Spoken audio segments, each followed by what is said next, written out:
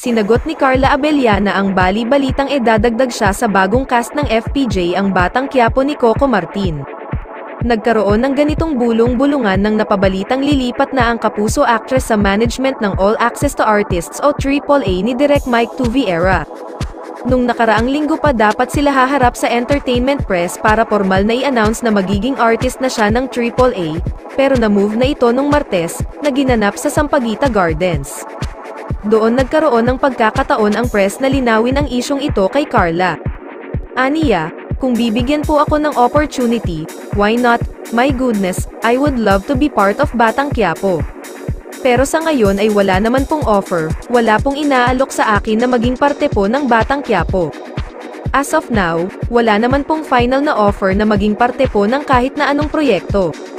So, hindi po, pero kung yayain po ako, kung aalokin po ako, magiging open po ako doon. Katatapos lang ni Carla ng Voltes 5 Legacy at meron pa siyang kasunod na drama series sa GMA7, ang Stolen Life, kasama si Gabby Concepcion. Kaya siguro nagkaroon ng ganong chismis na magiging kapamilya na siya dahil noong May pa natapos ang network contract ni Carla sa GMA7, hindi pa niya masasabi sa ngayon kung magkakaroon ng renewal.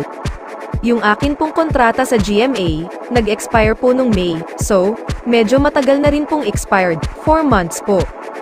Baka doon po nagsimula po yun, siguro, dahil question mark pa rin po, parang kumbaga, nag-expire po ang aking network contract, wala pa pong renewal. Of course, wala pa pong signing or anything, kaya siguro may mga ganong nakakasingit, kasi question mark pa rin po yun. Kung si Carla ang masusunod, mas gusto pa rin niyang manatiling kapuso, kaya nakafocus daw muna siya ngayon sa negotiation ng renewal. Gusto pa rin daw niyang manatiling kapuso, kung siya ang masusunod. Ang priority ko ngayon, ang negotiation ko na network contract basically, syempre, yun ang pinaka-importante po.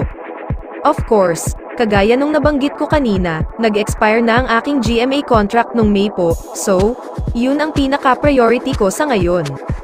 Because yun po yung trabaho ko talaga, that my home network. I value that so much, kasi yun ang aking regular job, that's my home network, so, dun talaga ako nakafocus sa ngayon. Kahit napapabalitang babalik na sa Pilipinas si Tom Rodriguez, at ipagpatuloy ang kontrata niya sa GMA, wala naman daw problema iyon sa kapuso actress. No problem po, kasi ever since naman po, kapuso po ako, 14 years na po. Of course, I would love to stay, my loyalty is with GMA, sino ba naman po ang hindi gusto magstay, di po ba, nandyan na, yun na po yung buhay ko, syempre, kilala mo na ang lahat na tao na nandyan, nandun na po yung trust, nakapag-build na po ng family dyan, so, syempre, yun yung gusto ko, yun po yung wish ko, yung priority ko na magstay sa home network, pero kung saan po may work at pagkakatiwalaan ako.